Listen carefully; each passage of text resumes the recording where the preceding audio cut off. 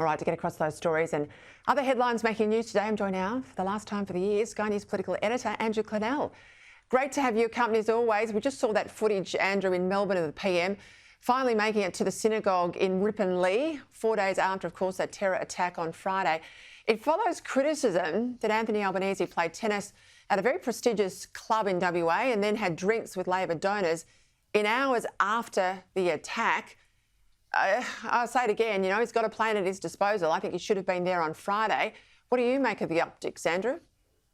Well, the optics aren't great. I mean, I know for a fact Albanese and Tony Burke were working on this matter over the weekend, but like you say, there's no reason he couldn't. He has got a plane. He could have flown there on Friday, or at the very least, he should have done a stand-up on Saturday, which he didn't do, about the issue, particularly after the Netanyahu comments. Would have taken about 15 minutes.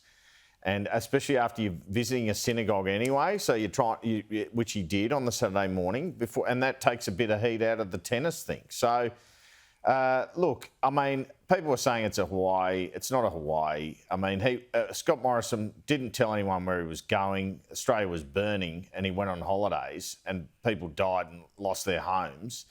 And then, by the way, when he went to the UK, he went and had a beer at a pub when Australians couldn't move back home. So it's not at that level, but it does have those sort of tin ear elements. And if you look at the way that someone like even Chris Minns responds to these things, right? So he had the Westfield Bondi incident. He was on holiday with his family, no doubt a much sought after and much wanted holiday after an election victory, a bit like Morrison, to Japan. He landed in Japan and then he flew all the way back. And his poor old family had to go and do the holiday by themselves. So it's that kind of thing that must be concerning Labor people, just being a little bit flat-footed. And if there is media criticism of the Prime Minister, he like so many of these leaders and politicians I've seen, in fact, the majority of them, someone actually told me Tony Abbott was one of them who didn't do this. I know John Howard was one also who didn't do this. They see it as the media being too harsh and they take it a bit personally. Well, you can't really. You're in that job and heavy rests the crown. So the PM, next time something like this happens, just has to move quickly. That's what he has to do. You're defined by events in these leadership roles, and it's to his own cost that he isn't a bit more nimble on these matters or prepared to change. It's kind of a stubborn mindset. You meet people who think, these are my plans, I don't want to deviate from my plans. In that job, you have to deviate from your plans occasionally. Well, the buck stops with you when you're in the top job. As I say, you've got the plane at your disposal. You're not in that job a long time. Few Prime Ministers of modern era last the 10 years that Howard did, and you've got to throw everything at it. People expect you to be there. On deck 24/7, 7 days a week, and it was a terror attack. It even looked very much like a terror attack on the Friday morning before the official confirmation on Monday. I mean, he should have been there. It was a no-brainer. I remember Tony Abbott slept on the floor of his office waiting for calls with Putin when we lost that plane MH17.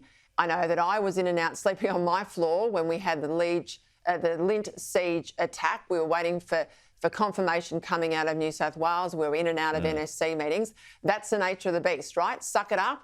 Don't do the job if you can't do the time, the hours, the responsibility that goes with it. Shock news today, the retirement of the Manager of Opposition Business, former Minister, of course, Liberal frontbencher now in opposition, Paul Fletcher. He won't contest the next election. Of course, there won't be a by-election. His seat is the seat of my old boss, Brendan Nelson, terrific bloke, big shoes to fill. In comes Fletcher. I think what's that been a 14-year term, 15-year term.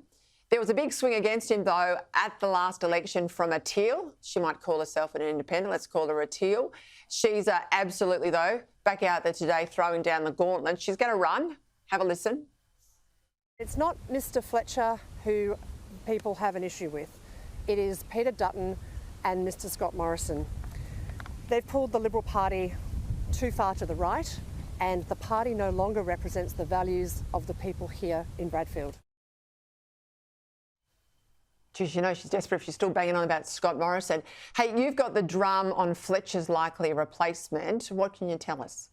Well, it's Giselle Kapterian, who was the North Sydney candidate, a former Chief of Staff to Karen Andrews and Deputy to Steve Chobo, worked for Julie Bishop, a moderate, a North Sydney councillor, has a degree from Cambridge, very presentable.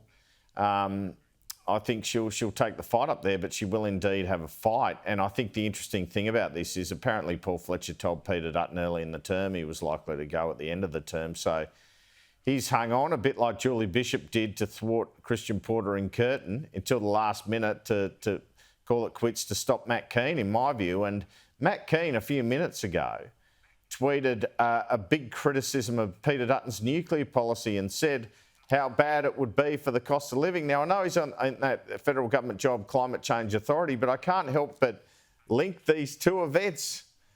Him finding out he can't get this long sought-after seat of Bradfield, Peter, followed by an instant criticism of Peter Dutton's policy.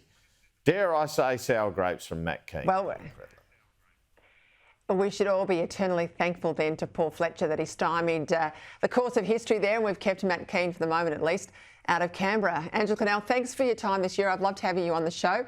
My viewers love it when there's a bit of, backwards and forwards. It's not just we're not just singing from the same song sheet, and I think that's good on the program. Great to have you as always.